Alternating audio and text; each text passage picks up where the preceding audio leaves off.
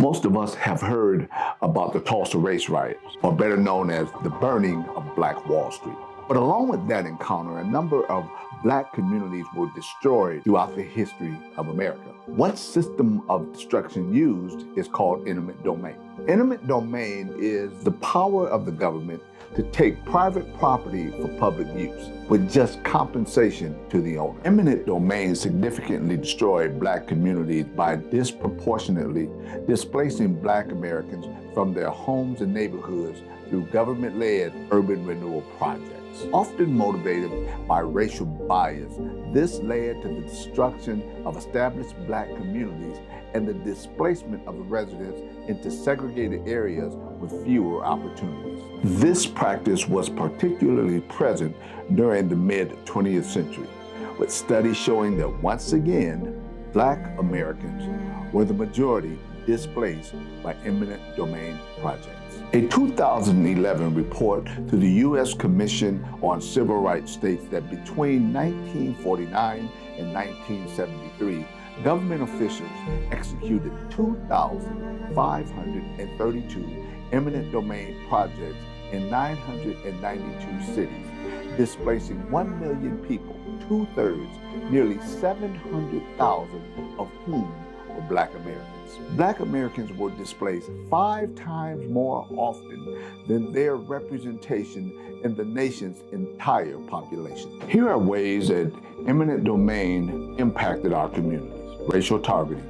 A study conducted by the Institute of Justice showed that the use of eminent domain was often racially motivated, with Black communities targeted more frequently than any other demographic for urban renewal projects. Highway construction. The building of interstate highways through Black neighborhoods facilitated by eminent domain significantly disrupted communities and displaced residents, as is what happened with the Freeport, Texas project in the 1930s. Urban renewal. Government programs aimed at urban renewal often led to the demolition of predominantly Black neighborhoods, displacing residents and facilitating development of new, often more affluent communities. Oftentimes, Black residents did not benefit from these projects. And limited compensation.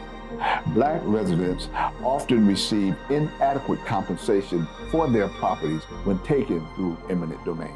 This further exacerbated their economic disparities. Our ancestors were taken from their home, and many Americans are not knowledgeable of just how many of us have been unjustifiably removed from our own. The book that I would recommend for your Black History library is Eminent Domain and African Americans: What is the Price of the Commons by Mindy Thompson Fuller Love. Before we wrap up today, I want to make sure you don't miss this opportunity. The stories we've covered are just the beginning. At unlockingblackhistory.com, you can dive deeper with our free community, exclusive content, and a workbook designed to help you reflect and grow. Don't forget to hit subscribe and turn on the notifications so you don't miss the next chapter. I'll see you at the next video.